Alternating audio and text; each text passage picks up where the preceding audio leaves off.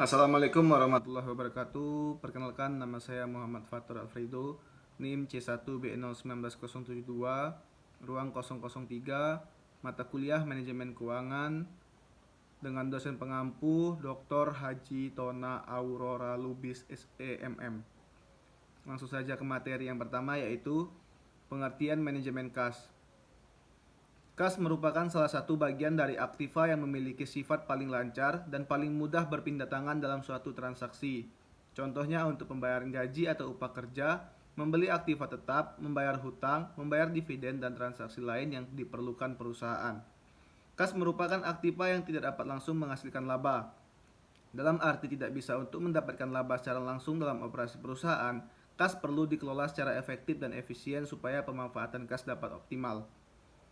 Kas dibutuhkan untuk operasional sehari-hari maupun untuk pembelian aktiva tetap memiliki sifat kontinu dan tidak kontinu. Kebutuhan kas kontinu atau yang terus-menerus misalnya bagian produksi untuk membeli bahan baku, bahan penolong, membayar upah tenaga kerja harian dan gaji karyawan tetap, membayar biaya pemeliharaan, membeli supplies kantor habis pakai atau perlengkapan pabrik dan pengeluaran tunai lainnya. Tanpa ada kas yang cukup, kegiatan produksi akan terganggu dan akibatnya mengganggu bagian lain yang terkait. Kebutuhan kas untuk berbagai pembayaran tersebut merupakan aliran kas keluar atau cash outflow atau termasuk dalam pembelanjaan aktif. Sedangkan kebutuhan kas yang tidak kontinu atau tidak rutin untuk pembelian aktiva tetap, pembayaran angsuran hutang, pembayaran dividen, dan pembayaran pajak. Persediaan minimal kas. Jumlah uang kas minimal yang harus ada di perusahaan berbeda-beda antara yang satu dengan yang lainnya. Hal ini sangat tergantung pada besar kecilnya dan kemampuan perusahaan. Kas minimal juga tergantung pada prediksi atau estimasi besarnya aliran kas masuk dan kas keluar beserta penyimpangannya. Estimasi aliran kas keluar perlu mempertimbangkan adanya biaya yang keluar secara tunai dan biaya yang tidak tunai. Perusahaan harus memiliki persediaan kas minimal yang harus ada setiap saat atau sering disebut persediaan besi. Persediaan kas minimal ini bertujuan untuk menjaga agar kelangsungan operasi perusahaan tetap terjamin dan dapat memenuhi kewajiban finansial perusahaan apabila sewaktu-waktu harus dibayar. Kas merupakan salah satu aktiva yang memiliki likuiditas paling tinggi. Selanjutnya ada jenis-jenis motif memiliki kas. Yang pertama yaitu motif transaksi atau kebutuhan kas untuk transaksi, artinya perusahaan memiliki kas untuk keperluan realisasi berbagai transaksi bisnisnya, baik transaksi yang bersifat rutin maupun yang tidak rutin, untuk pembayaran upah, pembelian bahan baku, pembelian bahan penolong, biaya administrasi, biaya kantor, dan pembayaran tunai lainnya.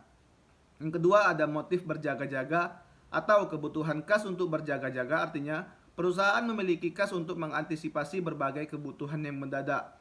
Kebutuhan kas untuk berjaga-jaga dimaksudkan untuk mengantisipasi aliran kas masuk dan keluar yang tidak kontinu dan sulit diperkirakan.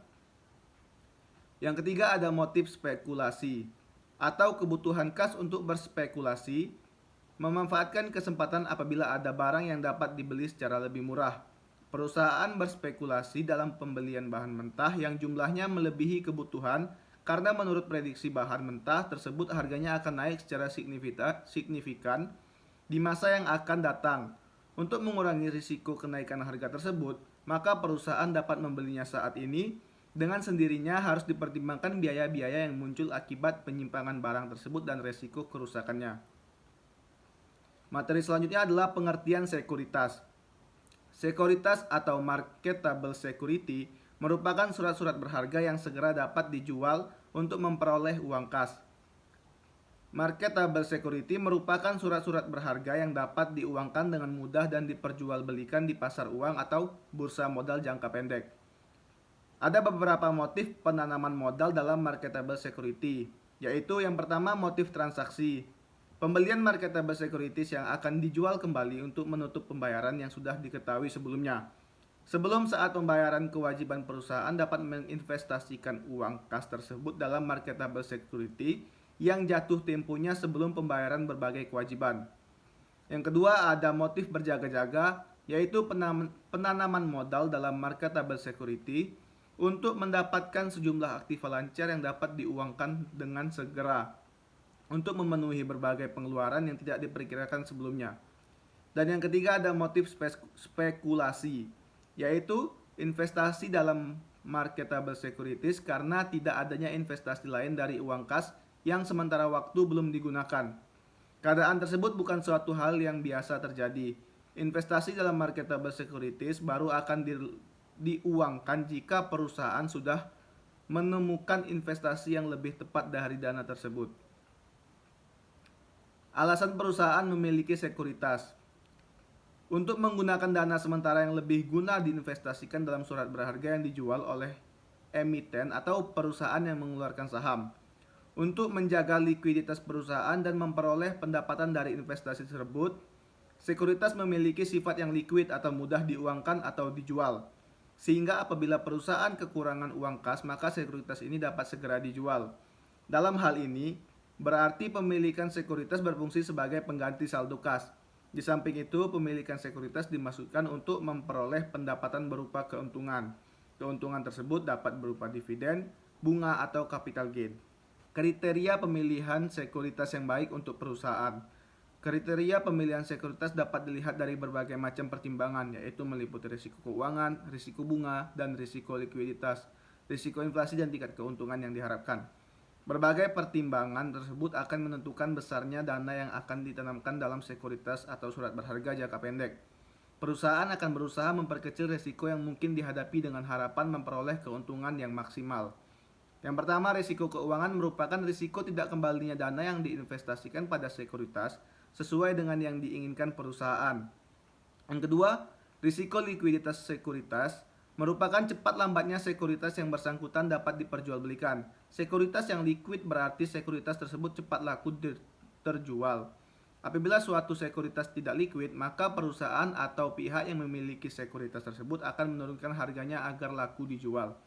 Yang ketiga, ada resiko inflasi. Pada prinsipnya hampir sama dengan resiko tingkat bunga. Kita tahu bahwa antara tingkat bunga dan inflasi memiliki hubungan yang erat. Tingkat suku bunga yang tinggi mengakibatkan tingkat inflasi yang tinggi. Inflasi merupakan kecenderungan naiknya harga barang-barang. Tingginya inflasi akan menurunkan daya beli masyarakat. Ada alternatif investasi pada sekuritas jangka pendek. Di Indonesia, beberapa surat berharga yang telah diperjualbelikan antara lain adalah saham, obligasi, sertifikat Bank Indonesia atau SBI, sertifikat deposito, surat berharga pasar uang, dan commercial paper. Surat berharga yang banyak digunakan oleh pengusaha adalah commercial paper atau disingkat CP. Commercial paper merupakan surat kesanggupan membayar sejumlah uang tertentu pada saat jatuh tempo yang tidak ada jaminannya. Namun demikian, pada praktiknya, CP ini disertai dengan jaminan seperti kemampuan perusahaan memperoleh keuntungan dan jaminan bank garansi. Saat ini diterbitkan oleh suatu perusahaan atau bank yang digunakan untuk memperoleh dana pinjaman jangka pendek. Kemudian dijual pada investor yang melakukan investasi dalam instrumen pasar uang. Baiklah, terima kasih atas perhatiannya. Wassalamualaikum warahmatullahi wabarakatuh.